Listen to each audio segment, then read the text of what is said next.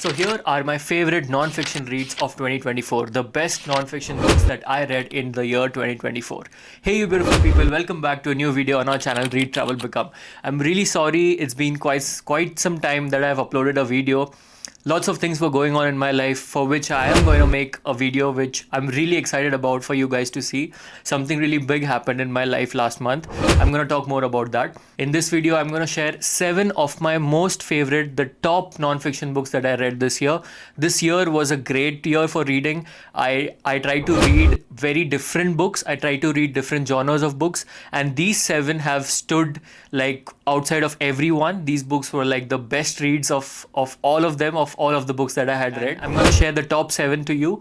I'm going to start with number 7 and go to number 1.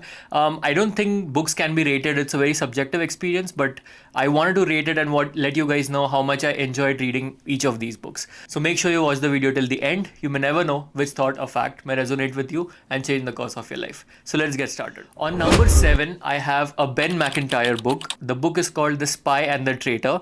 This book is about a double agent, a spy, who was a real life spy, obviously. He was working for the KGB and the MI6, and he was very instrumental in basically ending the Cold War. Here, the spy's name was Oleg Gordievsky. I don't know if I'm pronouncing it right, but this book is written in a thriller style. You would feel like you're watching a very high-paced action thriller movie. The book is super pacey. All the events are real. All the agents are real, and you'll be surprised at how James Bond-ish the book is. How real, how exciting the life of double agents are. I remember reading this book in just 2 days because that's how much I was grappled with the narrative of the book. And even after reading the book, I went onto the internet on a rabbit hole to find out about the lives of these double agents. Great read. Number 7 is Ben Macintyre. On number 6, I have kind of a self-help book, kind of a self-help non-fiction book. I don't really read a lot of non-fiction unless it's very specific, it's very actionable, and I personally resonate with the ideas of the author. The author is Adam Grant, one of my favorite non-fiction writers. The book is Hidden Potential. I remember reading this book early in the year, and the principles of this book have stayed with me. The book basically talks about how each and every one of us has a hidden potential.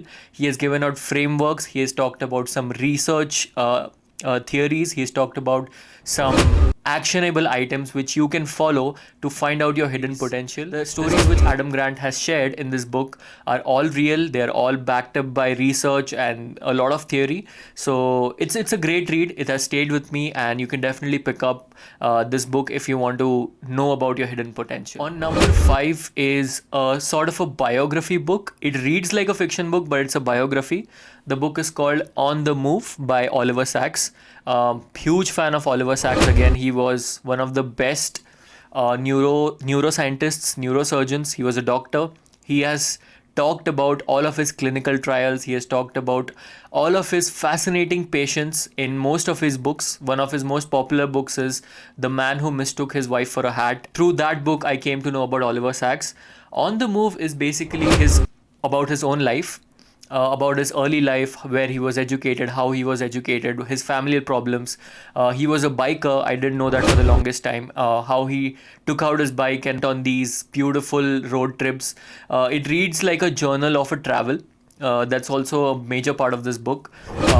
Very engrossing, very endearing. His writing is so simple and powerful. He really appreciates the little things in life. The way he has talked about nature, about science, about biology, about anything and everything geeky. He has talked about motorcycles. He has talked about music, art. It's like a complete package written in a very simple language. So loved reading it. One of the best biographies out there, especially if you know about Oliver Sacks. So if you want to read this book, I would suggest you first read about him. You first know where is he coming from, what all did he do, and then try reading On the Move. It'll be a beautiful experience. On number 4, I have one of Brené Brown's most popular books again. This book is one such book which I think I would keep reading every year, and it's not one of those non-fiction books which you just sit down and read in one go. The book is Atlas of the Heart. It talks about all possible human emotions that we can have. Brené Brown has basically condensed all of the emotions into one atlas. It's like an atlas of the heart, where what your heart feels, what your heart likes, what your heart dislikes. So she has divided the chapters into different emotions: anxiety, fear, disappointment, jealousy, all of the emotions you can think about. She has given chapters for that. And whatever you're feeling at any point of time, you can just go to this book, find out about that emotion.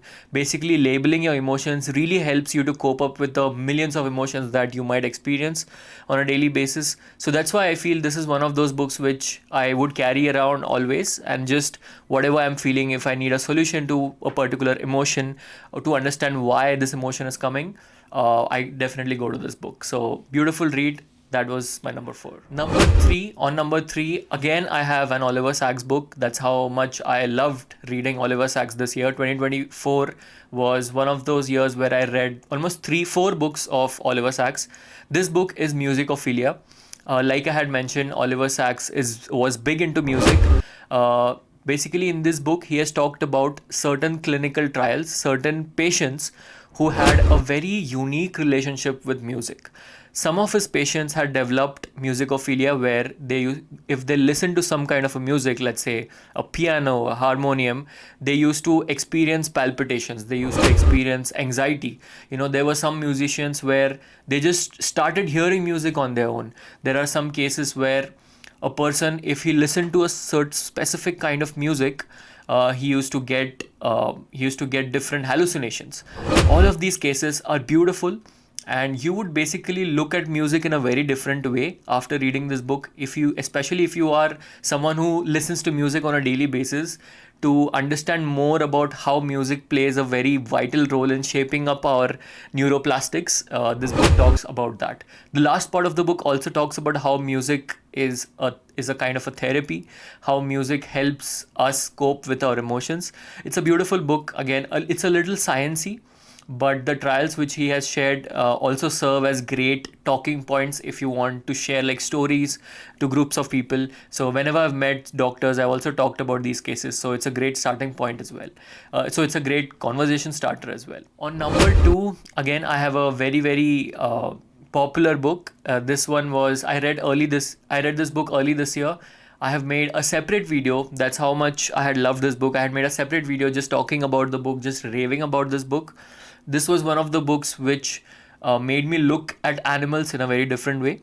The book I'm talking about is The Immense World by Ed Yong. He's a Pulitzer Prize winning author, scientist, a researcher. Immense World talks about the hidden realm of reality around us. He has talked about animals, how animals perceive reality in a very different way. Be it light, be it your smell, be it your senses, be it hearing, how animals view the world very differently than how us humans view the world. It's like animals can perceive a different reality within our reality. Once you read this book, your brain would be opened. You would start looking at reality in a different way.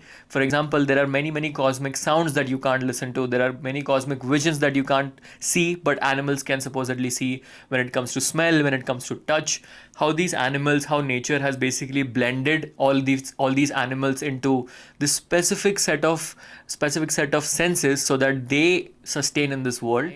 That's why I found this book to be very, very interesting and very, very different from all the non-fiction books that I've read. You might have noticed that this year I was trying to be away from non-fiction as much as I can, because I wanted to explore more research-based non-fiction books, because these are the books which have actually helped me to think outside the box. These are the books which have basically challenged my belief systems. So this was one such book. Like when I see a dog now, I know some of the different senses that the dog is perceiving. So many such examples from the book.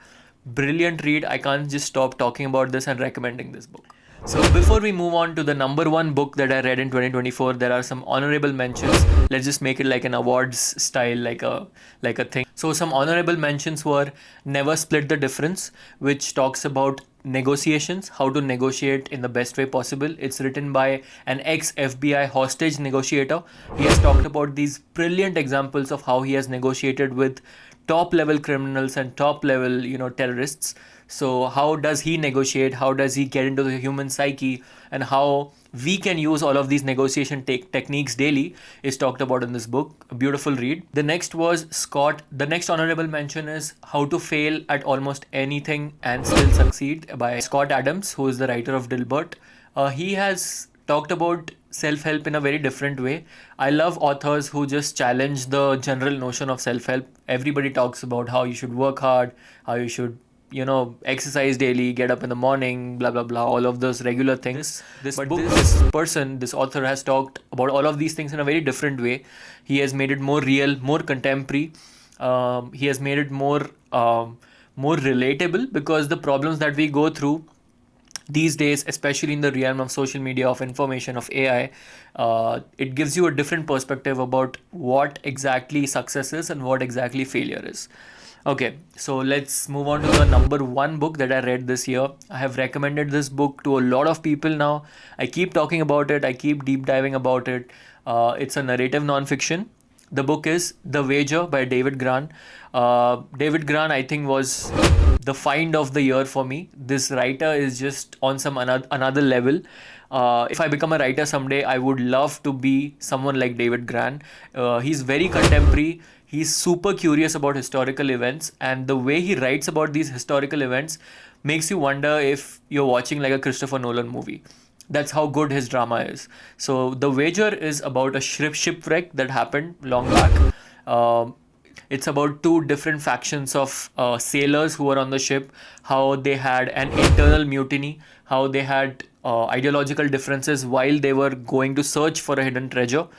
Lots of politics, lots of historical drama, lots of historical exploration is talked about in this book. How the British government, how different governments viewed exploration. There's talk of the indigenous people. There is the whole angle of colonialism, and you get to learn a lot basically from this book. It's not just a story. It's not just a narration. It's basically a deep understanding of how things were back then. It reads like a very, very high paced fiction book. That's why I love it the most, because leave the first 20% of the book basically sets the book for you, but after that it's just on some other level, very pacey and very, very thrilling. That was the top non-fiction books that I had read this year. Please let me know in the comment section what books were your favorites this year. We're gonna make this video again next year, and lots of interesting videos are lined up. I'm gonna also upload a favorite fiction book video right after this video, so stay tuned for that. And thank you so much. Lots of interesting videos are coming up. Here's wishing you a very happy new year, and see you guys in 2025. Bye bye.